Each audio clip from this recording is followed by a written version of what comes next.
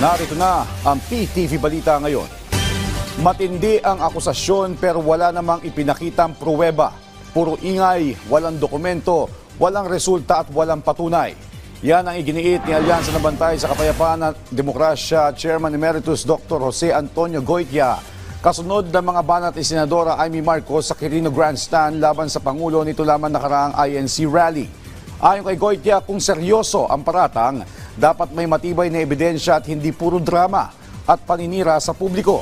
At ang mga isyu may kinalaman sa iligal na droga ay dapat may kaakibat na test results at opisyal na papel, bagay na hindi na ipakita ng senadora. Dagdag pa ni Goytia, matagal nang napatunayang negative ang Pangulo sa drug test mula pa noong taong 2021 sa St. Luke's at ito ay dokumentado.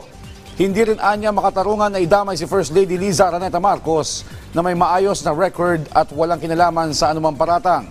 Giit ni Goytia, may responsibilidad ang mga opisyal na mag-ingat sa mga salitang binibitawan sa publiko. Kasabay ng panawagan nito sa sinumang maglalabas ng paratang ay dapat may kasamang matibay na patunay nang hindi ito magdulot ng kaguluhan sa isipan ng taong bayan. Sa ating lagay ng panahon, apektado ng Intertropical Convergence Zone ang BARM at Soxargen ngayong araw. Magiging maulap naman ang kalangitan na may pagkidlat, pagkulog at pag-ulan sa Cagayan, Isabela at Apayao dahil sa shear line. Easterlies naman ang sanhi ng isolated rains sa Bicol Region, Aurora, Quezon at Metro Manila. Magiging maulap din ang kalangitan sa Batanes at Ilocos Norte na may pag-ulan dahil naman sa amihan. At yan ang mga balita sa oras na ito. Para sa iba pang updates, follow at ilike kami sa aming social media platforms sa @PTVPH. Ako po si Joshua Garcia para sa Pambansang TV sa Bagong Pilipinas.